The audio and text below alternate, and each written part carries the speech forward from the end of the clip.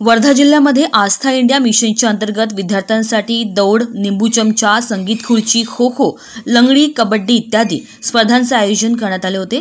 विजेते विद्यार्थ्यांना मान्यवरांद्वारे पारितोषिके वितरित करण्यात आली। या कार्यक्रमास प्रमुख पाहुणे म्हणून डॉक्टर रेव फादर सिजो सेबॅस्टियन, रेव यशवंत उघडे, अध्यक्ष आईमी, प्राचार्य भास्कर भावे, सदस्य आईमी काजल भावे, प्रकल्प संयोजिका प्राचार्य अजय आवळे, सदस्य आईमी प्राचार्य पूनम आवळे यांनी सुद्धा या कार्यक्रमामध्ये आपली महत्त्वपूर्ण भूमिका पार पडली आणि यांनी देखील आपला सहभाग दिला व कार्यक्रमाचे संचालन किरण खंडरे व हर्षा पंधराम यांनी केले। कार्यक्रमाची सुरुवात दीपप्रज्वलन करून व महात्मा गांधी व बाबासाहेब आंबेडकर यांच्या प्रतिमेला पुष्पहार अर्पण करून सर्व मान्यवरांचे पुष्पगुच्छ देऊन स्वागत करण्यात आले व नंतर विद्यार्थ्यांचे भाषण व गीत प्रस्तुत करण्यात आले।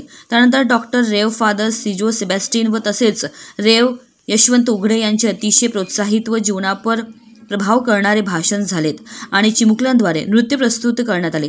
क्रीडा स्पर्धेत विजय झालेल्यांना पारितोषिके देऊन लहान मुलांचे कौतुक करण्यात आले।